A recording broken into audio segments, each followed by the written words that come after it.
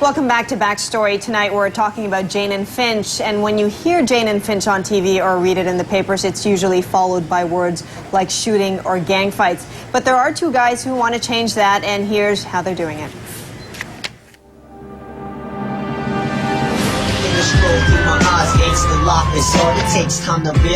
What would you think if I were to roll up like this? You'd be scared shitless, right?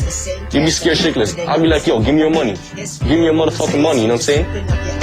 Tonight on the Fifth Estate, it's a tough way to grow up. There's certain places where you can't walk, or if you walk, you have to always be on the lookout. A tough world to navigate. The real harsh realities of the hood is you can die. Not from a straight bullet, but intentionally. It was like intentionally wanting to kill you and shit. It's the only life they know, so it's even tougher to escape. I have my days where I just want to get out, but then something will happen, and something just pulls me back all the time.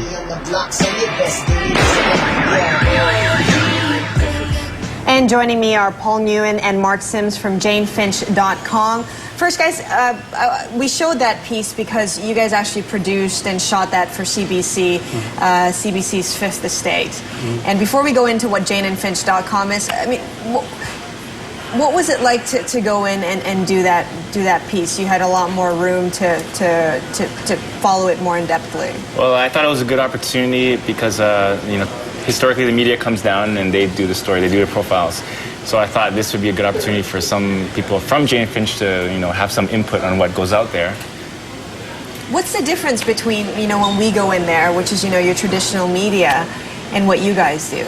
Well, I mean, because we live in the community, a lot of the access that we got in the documentary was easy for us to get, because a lot of the people that were in the documentary knew us beforehand.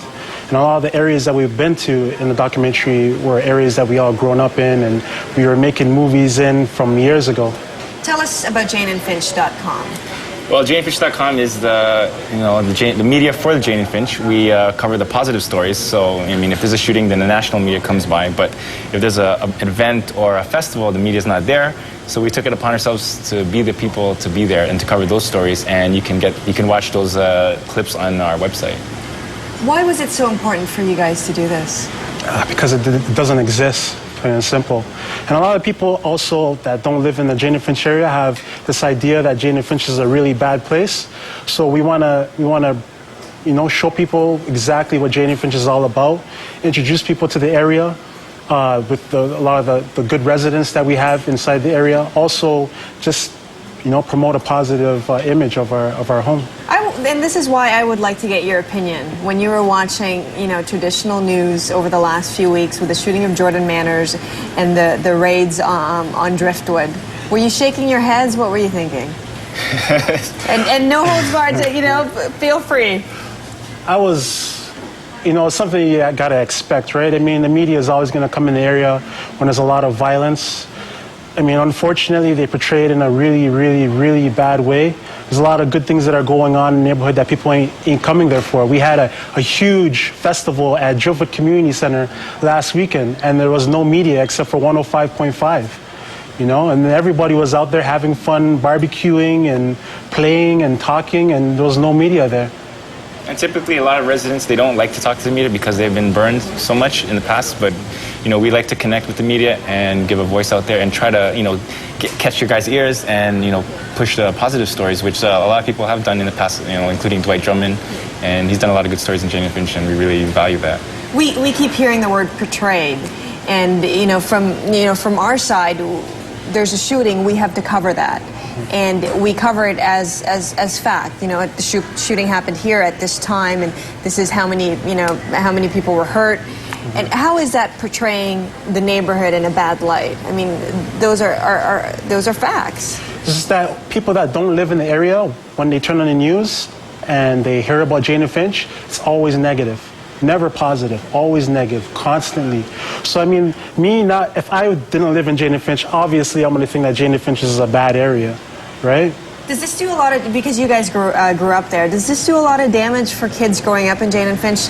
Is a lot of the stigma that they feel coming from what they see on the news? I think for the people who are aware, they don't buy into the hype, but some people, unfortunately, they do believe the hype, and some of the residents I know, they decide to move out because of the coverage, and they buy into the media's scoop, and they think it's a very terrible, very scary place. And it's horrible for a lot of the kids. I mean, we were kids growing up in Jane and Finch, and I remember times where I would go to a nightclub and the bouncer wouldn't even let me inside because I was from Jane and Finch. You know what I mean? Where is he getting this idea from?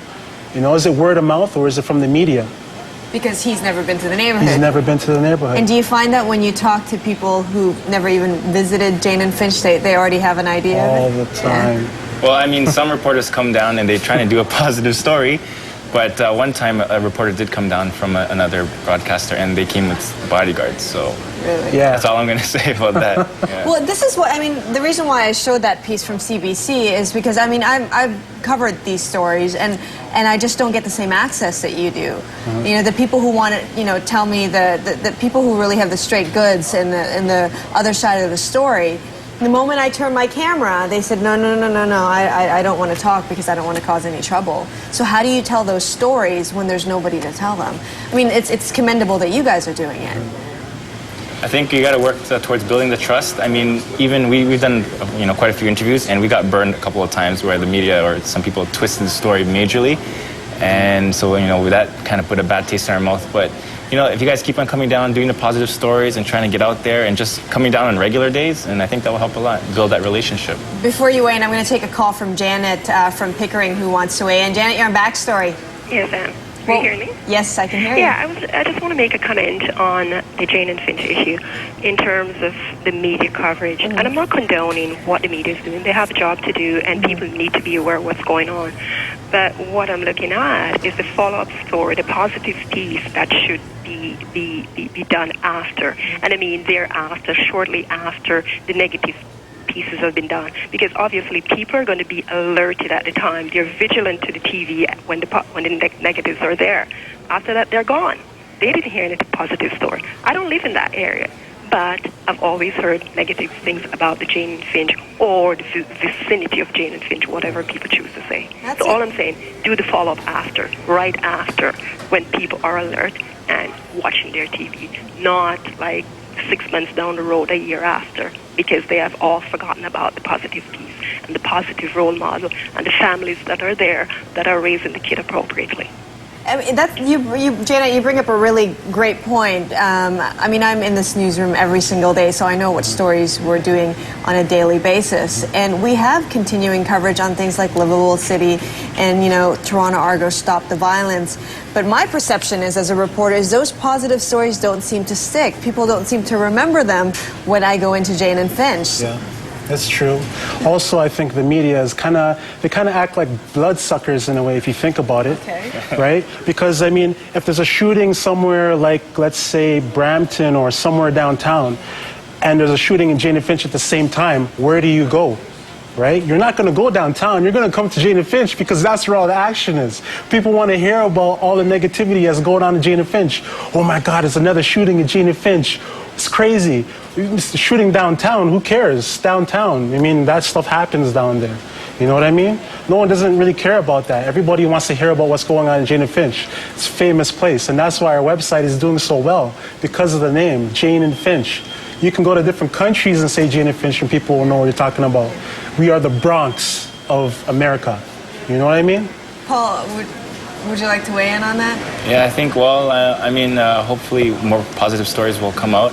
I mean, unfortunately, it depends on the viewer, and I mean, they're picking up the newspapers and buying all the headlines. So, I mean, if they control what they read and try to just focus on positive stuff. And maybe even just media literacy with children, because, it's sometimes you watch the news one day out of the month, and then when you talk to a reporter, it's as if you watch that story every day. Like it's. And before we wrap up this segment, any final thoughts on how we can make this better, bridge the gap again between the perception and what we can, what we can do better? I just hope that a lot of the audience out there will open their mind and realize that everything is not as it seems on TV.